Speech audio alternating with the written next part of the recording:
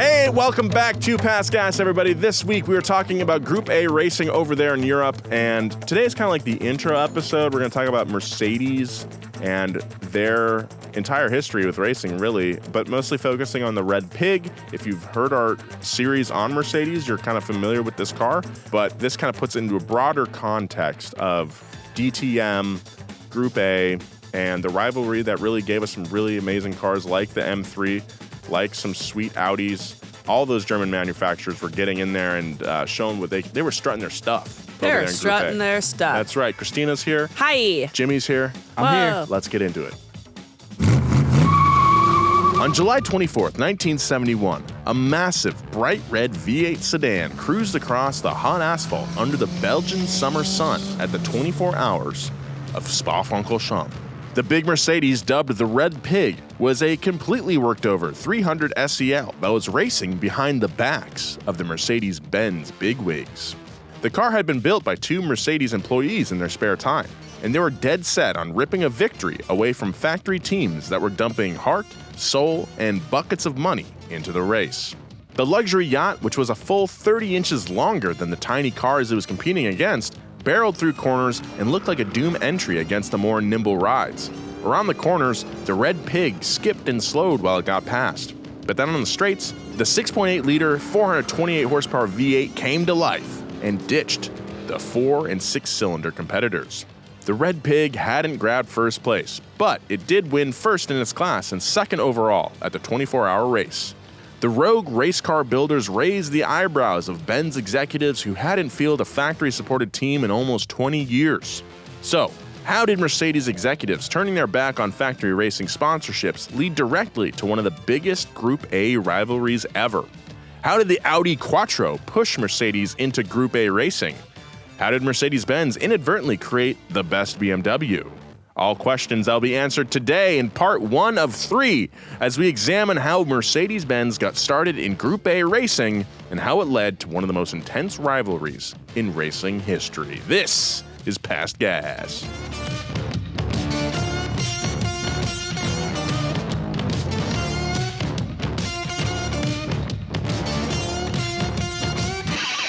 Past Gas Podcast. It's about cars, it's not about forts.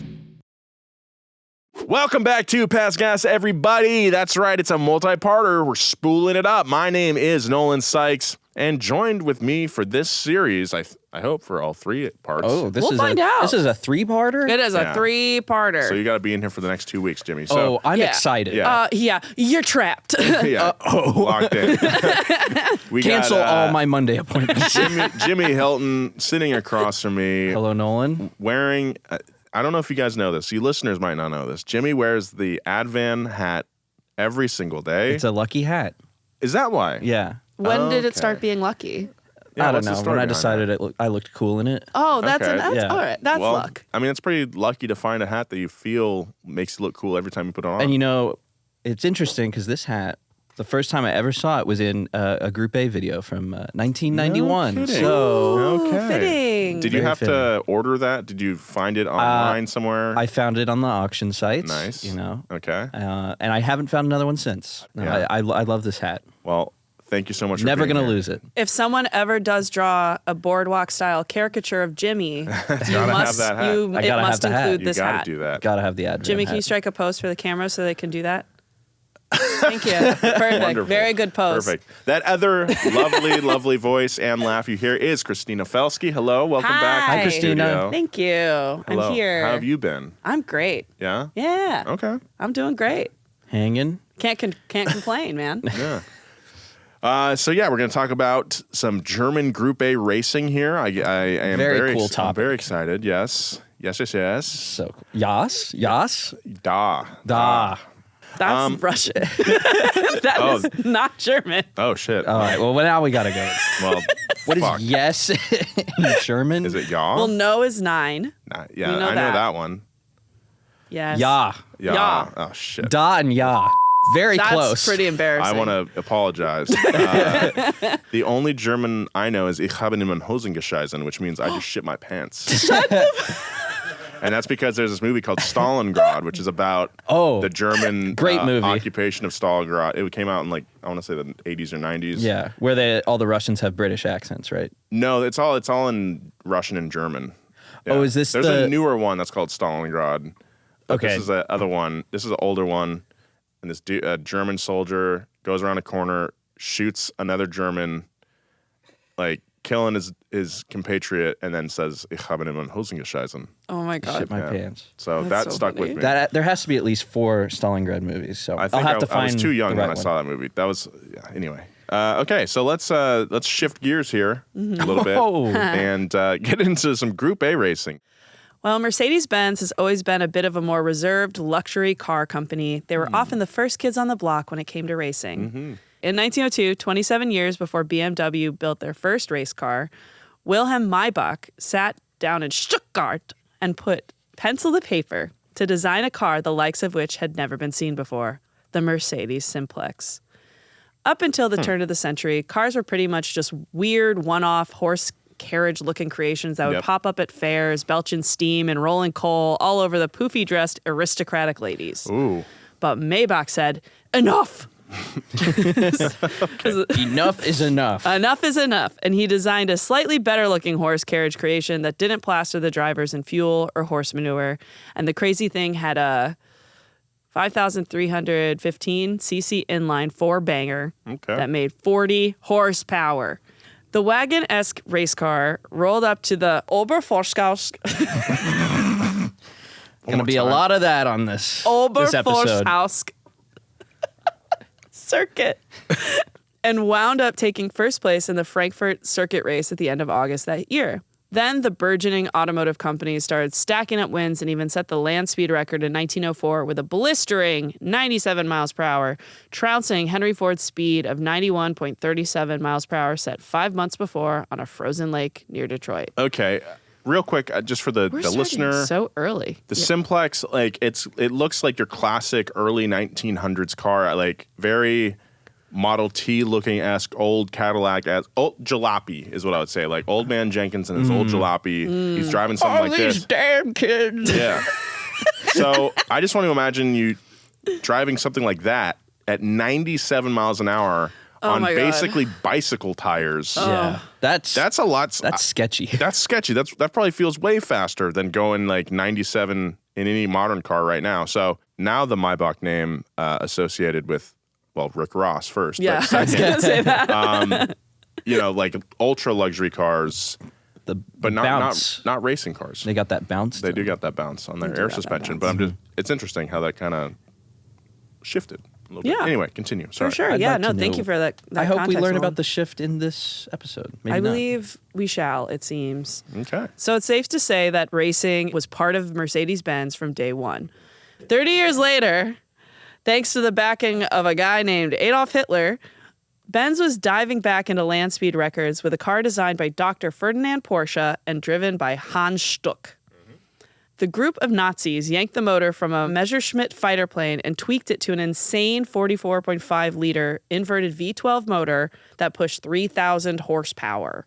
Jesus. Oh, wow. That's crazy. That's crazy. I mean, it makes sense if it's coming from a fighter plane, but that's still crazy. Then they crammed the whole thing into an almost 30-foot-long, 2.7-ton monster that was set to hit a target speed of 466 miles per hour. Wow. Dang. What year were they doing this? That's crazy. I want to know. This is Is this during the war or is it Yeah. the 30s? you It think? was In right the before the late war, 30s, Okay. yeah. I believe. That is where we are at. Trying to hit land speed records Yeah. in 1944 is a little tough. Yeah, Hitler Probably. was about to do these land speed records, and then he It all decided hit to go the to war. fan. For sure. Got it. Well, I mean, this was all to,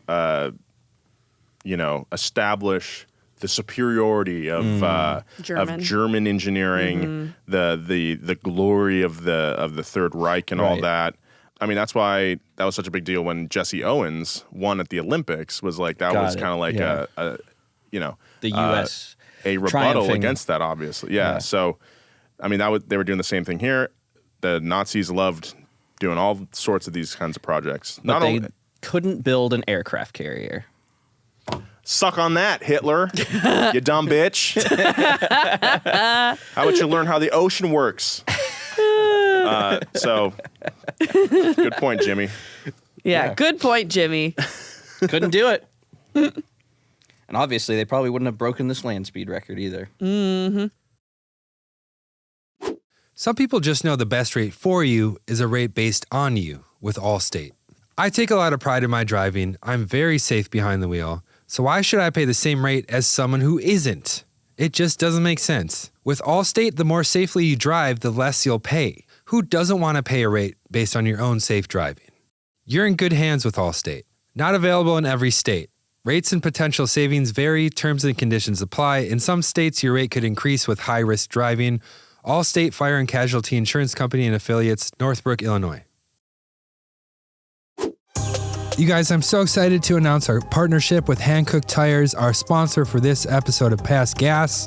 Hankook Tires are developed to suit a wide range of vehicles with an aggressive design that offers both protection and good looks.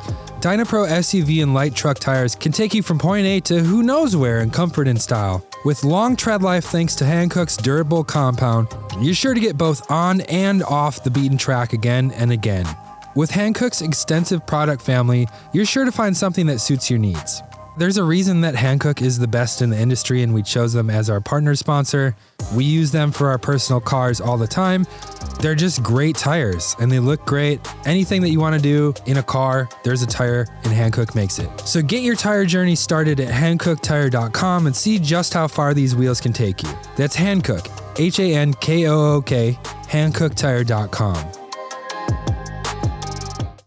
After World War II and after the death of Hitler, Mercedes returned to the racetrack with the W194 300 SL. Instead of a 30-foot behemoth for land speed racing, they showed up to the track with a gull-winged car that was about as long as a Honda S2000. The little racer was built around an aluminum tube frame chassis that weighed in at a shockingly light 150 pounds. That's insane.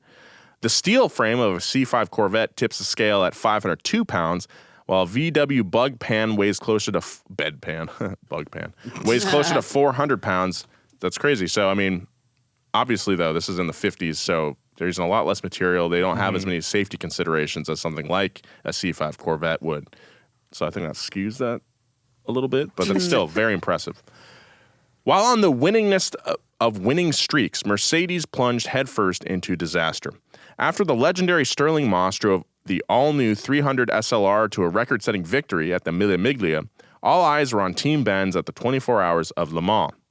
This is 1955. If you guys know history, you know where this is going. I know We exactly all know where this is going. We've heard this before. We talk about this all the time. It's a very influential event. So, It really what am I is. talking about here? After a Jaguar cut off an Austin Healey to get into the pit lane, Pierre Levay, driving the new 300 SLR, smashed into the cars, and the Mercedes burst into a flaming ball, which scattered debris across the crowded stands, killing 83 spectators and leaving Levay dead in full display on the track. Jeez. That's so crazy. Official inquiries blamed no one, but Mercedes got cold feet pretty fast after the very public display of death and disaster and pulled entirely out of any sort of factory-sponsored racing. Those cold feet would continue for decades. The Mercedes factory held many employees that saw themselves as weekend racers, and most of those same employees couldn't afford to field a car with no assistance. Pulling out of factory sponsorships left those amateur racers without cars or parts. And it wasn't just Mercedes that was going through this either. I mean, like pretty much every major manufacturer pulled out of motorsport after this.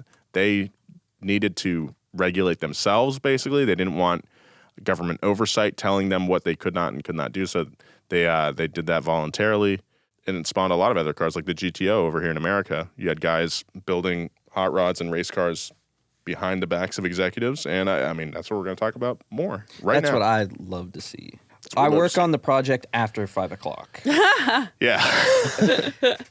Is there anything else, other mentions of the 300 SL? That's a cool car. That is a very cool car. It's, My grandpa had one. Really? Mm-hmm. Cool. Brand new. Whoa. Sold it in the 60s for 10 grand. Oh my shit. God. I mean, yeah, that's a lot of money back then too, though, in the 60s. Yeah. But Cool car. Wow. Yeah. yeah. I think that's one of my dream cars. Yeah, for I sure. think if I ever just get like, what are they, like 2-3 million I don't think so. right now? I don't know about that. They can't be that expensive. Are they really that expensive? I've seen them up there. I remember a couple years ago, this was like 2018, someone found, there's like a barn find. Yeah, the one in Cuba.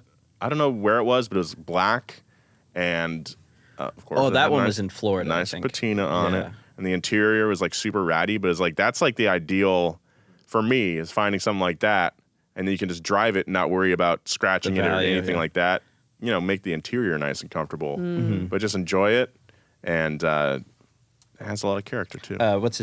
Jay Leno has a red one does. that's kind of I love that thing, banged up, man. you know. It's pretty Looks like cool, a yeah. driver. There's like It looks giant really chunks cool. of the paint gone. Yeah. It's Whoa. very cool. Yeah, It's a sick Okay. car. One of my favorites. It happened. He was like, "No, I will not restore this. I like I it think too so. much." It's just that, It yeah, looks because cool. it has like All a right. racing number on it too, so it probably saw the track. It's really, really one of my favorite cars in his collection for sure. Wow. All right, All so right.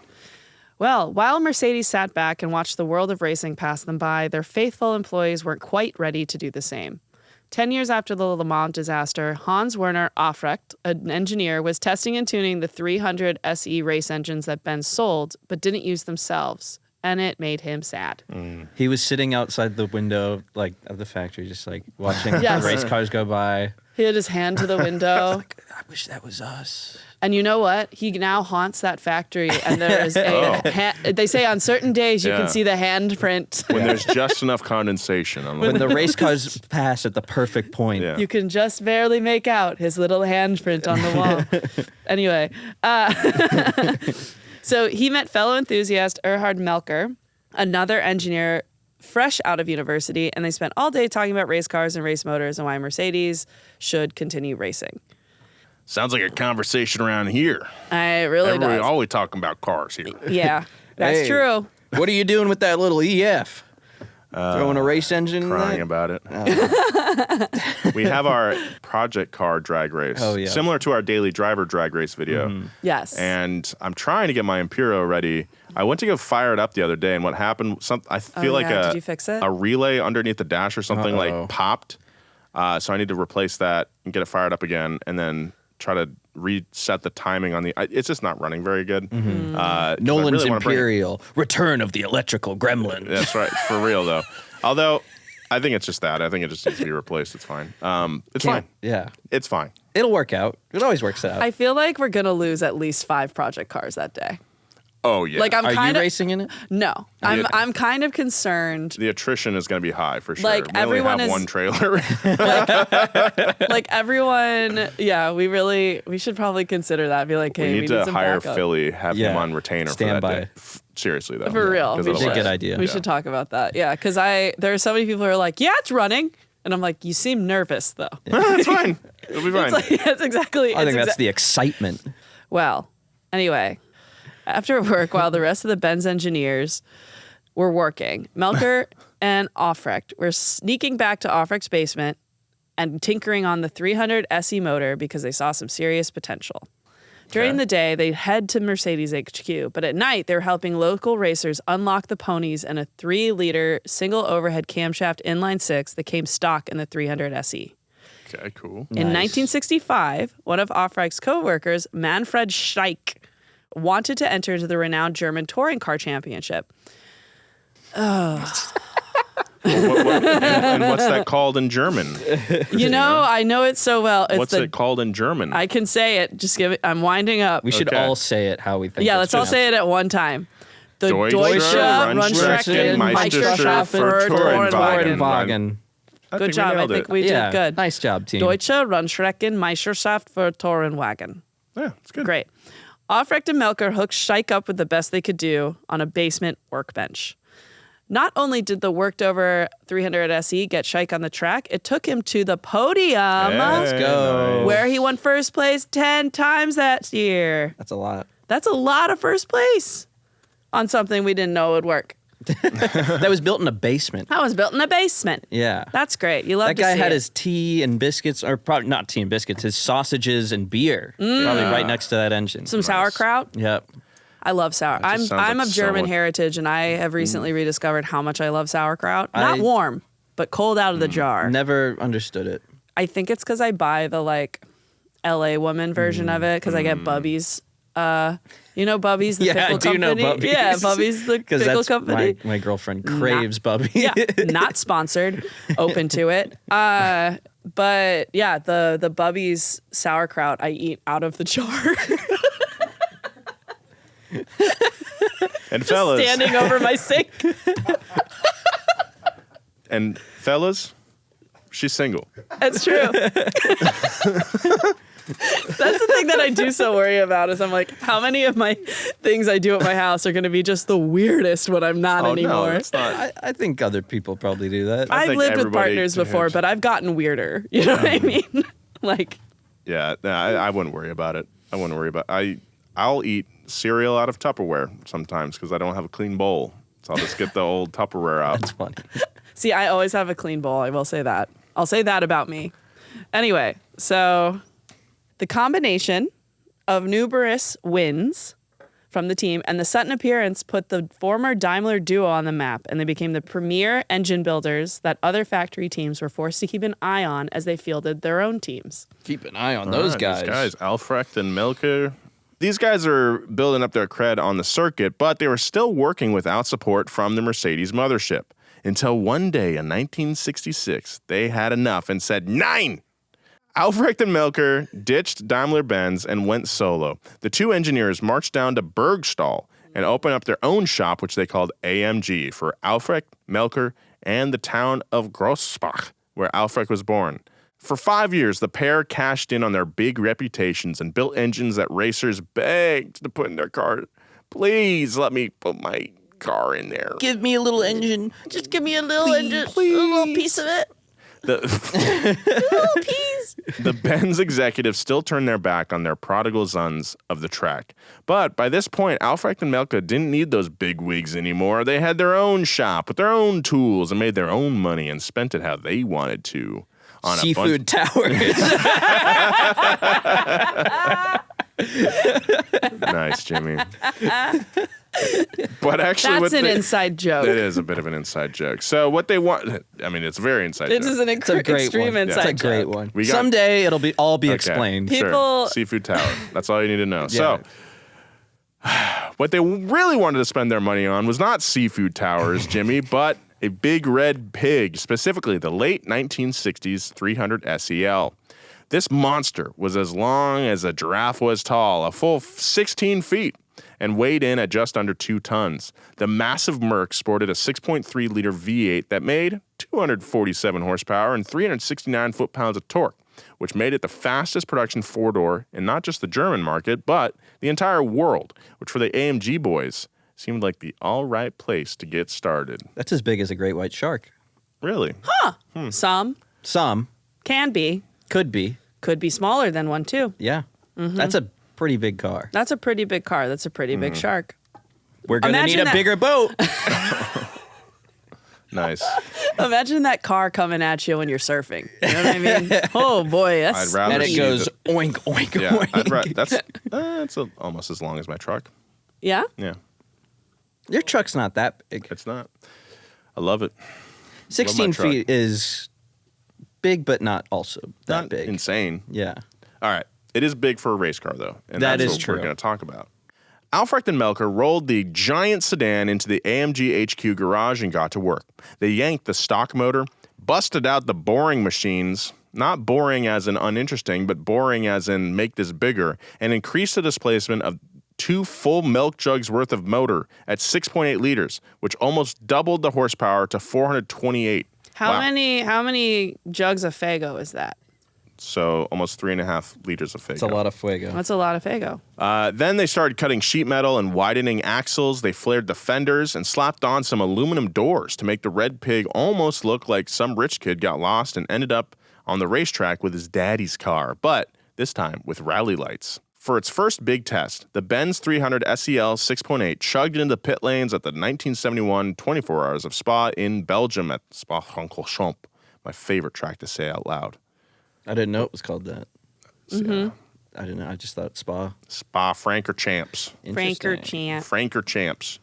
So this car was really freaking big, And it was freaking out all the other competitors who were sitting there in their tiny little race cars, crafted out of pedigreed Euro ingenuity. I'm talking little MG Sprites, Austin Healey's. They're like, this thing's too big. Triumph TR5s, TR3s maybe at that time.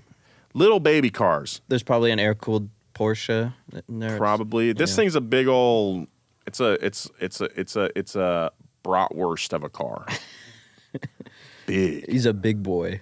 He's a thick boy. That's right. Really thick. So He's a husky boy. very husky, dude. When I was younger as a child and we were buying my jeans at Kmart, Arizona brand or Route 66. Actually, yeah, Route 66 brand. I had to get the Husky fit jeans because they didn't fit me. The normal straight cut didn't fit me. I had to get Husky I like that. because I'm at 10 years old. I got big thighs, Yeah. Powerful thighs. powerful thighs. Yeah. Can Yeah. squat a house. Strong, powerful thighs. You squatted a house? No, You but could probably. strong kid, husky kid. So I will always back up my fellow husky kids. I also, when I said husky, I saw in Nolan's face immediately the look of remembrance. He basically just like gazed out to sea and had a moment. I thought about how they came I've up seen with that it's like stare. we can't call these kids fat. We can't call like the executives at Kmart are like we can't call the kid like we can't call them fatty cut jeans. What about husky? Husky. But also, like, just It's imagine. kind of tough, but also it does say, hey, this kid, He's a little big. he's a little big. He's gonna be strong when he's older, but right now he's self-conscious. All right, put it down, husky. What do you think? What do you think they'd call it now? I do think they would Thick. say Oh, thick, what would they call thick, it now? Thick two Qs. Yeah, thick with 2 Qs. Honestly, well, now they call it athletic. Actually, I Oh. think athletic Really? cut because you got big thighs. You've been in the gym. But you're at A&F Abercrombie. Oh yeah. You're getting athletic cut, and you're like, man, I'm not really athletic. Oh, you don't gotta tell me. I haven't gone to the gym in like a year. What do you mean? I'm out of. If I go above 5,000 feet, I'm elevation.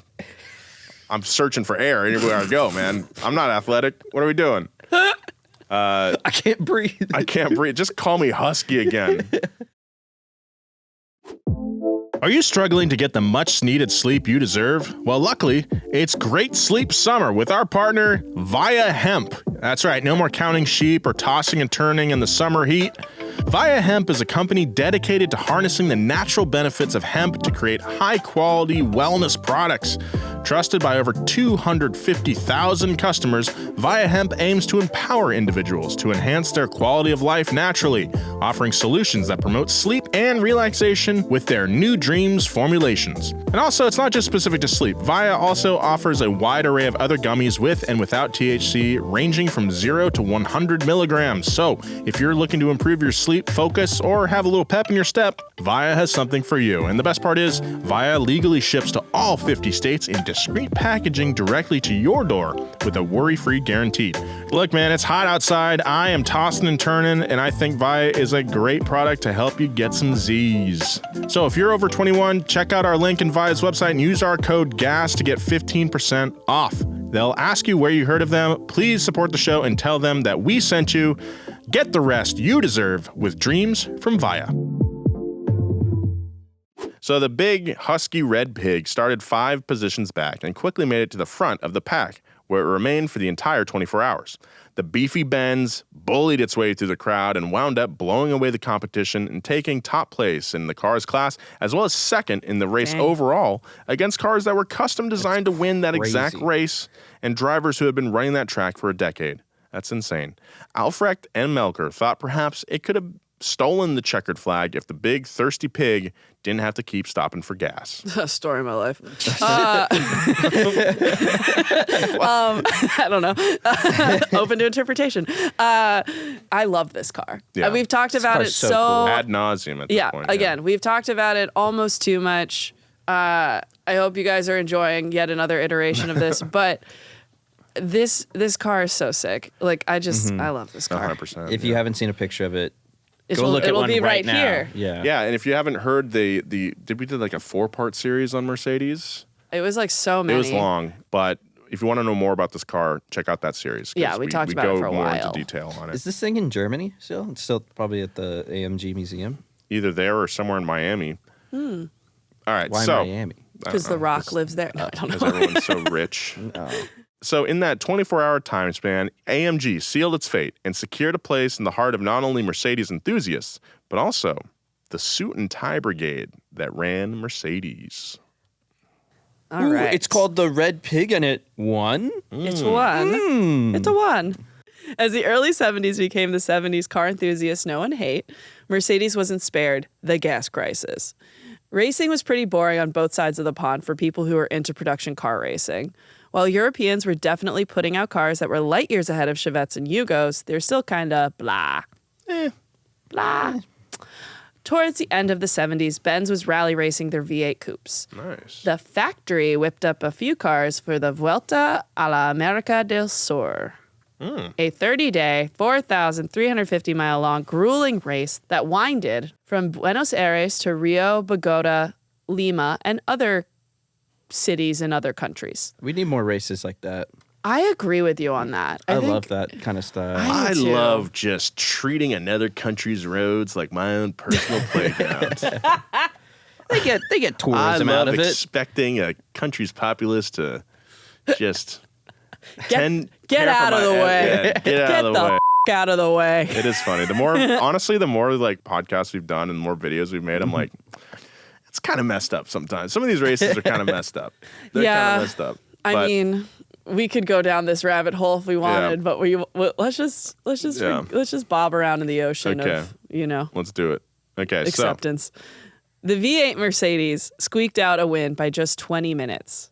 That is pretty that's nuts. actually really close. Yeah, that is really wild. close for rally. At the Rally Bandama, a race which only 1 out of 10 entrants finished due to its insanely difficult conditions, the Mercedes 450 SLC won the top 4 spots out of only 8 that finished in a field of 68. Oh, okay, so this is the Ivory Coast Whoa. Rally. This is cool. So they still do this. Oh, Nice. that's cool. But as smaller, more nimble cars emerged with their spinny boys, the big V8 guys fell out of fashion. By the early 1980s, Mercedes looked to the 190E and wanted to trick it out for rally racing, so they consulted Cosworth to tease 320 horsepower out of the existing 136 horsepower 4-cylinder motor so they could better compete on the rally courses. Good job, Cosworth. That's a name I know. That is a name I also know. But while Cosworth was wrenching out the horsepower from the 190E, Audi dropped a bomb on the rally circuit in the form of the Quattro, which outclassed all of Mercedes' offerings with its 4-wheel drive and 300 horsepower inline 5-cylinder. Well, yeah, I mean, kind of underselling it there. I mean, Quattro, this Yeah. all-wheel drive, I mean, this completely changed the game in terms of rally. It's just more grip, more traction, better control over your car. Audi came in and completely wiped the field with this new system, this new technology. And, okay, I did not realize that rally would become a big part of Group A here. Okay. Well, there's a reason it's called Group B. Yeah. The 190E didn't stand a chance against their fellow German car makers on the rally circuit. So they took the little Mercedes that could over to the Deutsche Tourenwagen Meisterschaft, or DTM, in 1985. Deutsche Tourenwagen Meisterschaft, DTM. While a Volvo 240 Turbo Brick took the checkered flag that year, the 190E 2.3 16 got its feet wet and got a feel for the track as the production numbers brought the car into homologation. To comply with homologation rules, Mercedes-Benz released the 190E 2.3 16 Cosworth. The 4-cylinder motor was based on the less than exciting 136 horsepower 2.3 motor, but Cosworth managed to saddle up a full 182 horsepower and 173 foot-pounds of torque out of the engine through enlarging the intake and exhaust ports, slapping on an ultra-lightweight alloy head and pistons, and the very clever Bosch K Jetronic fuel injection system. After ditching tons of weight and balancing out the bounce with McPherson struts and anti-roll bars, the 2,900-pound car would reach 0 to 60 in a respectable for the time 7.2 seconds. While factories were required to produce 5,000 of these cars to pass regulation, Mercedes went all out and rolled more than 14,000 190Es off the factory floor in the span of 2 years. That's pretty sick.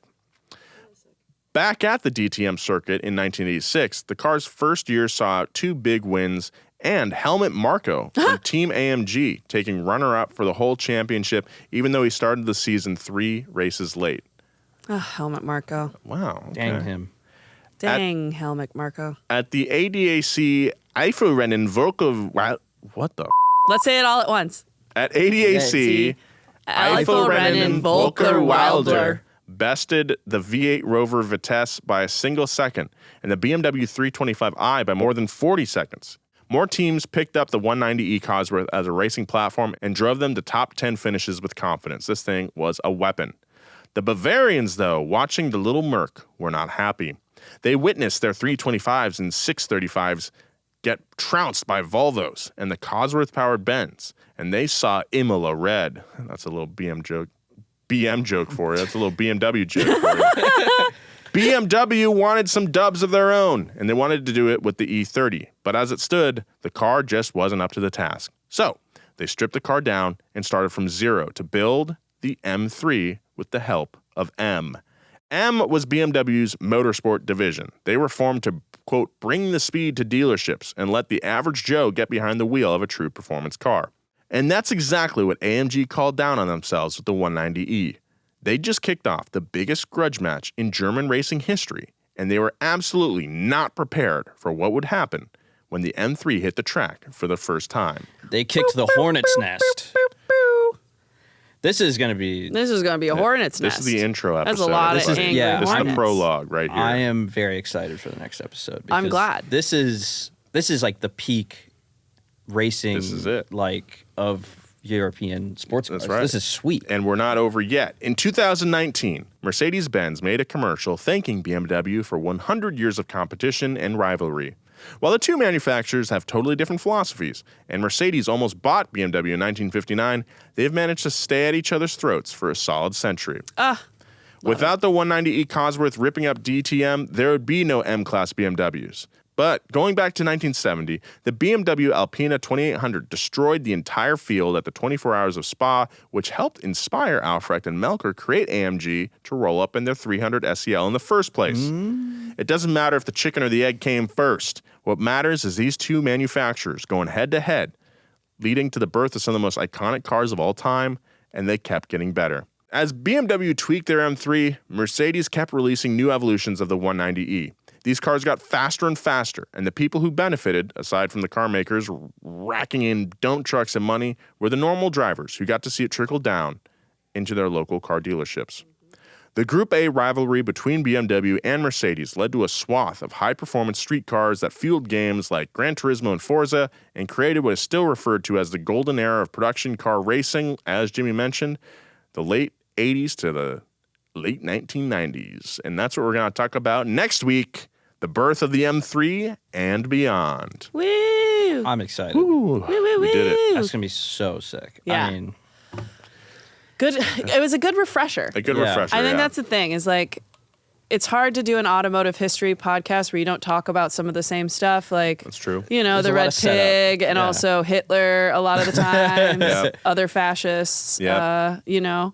We've got some fan mail this week. I'm Evan, and I've been watching Donuts since I was around 10. Aw.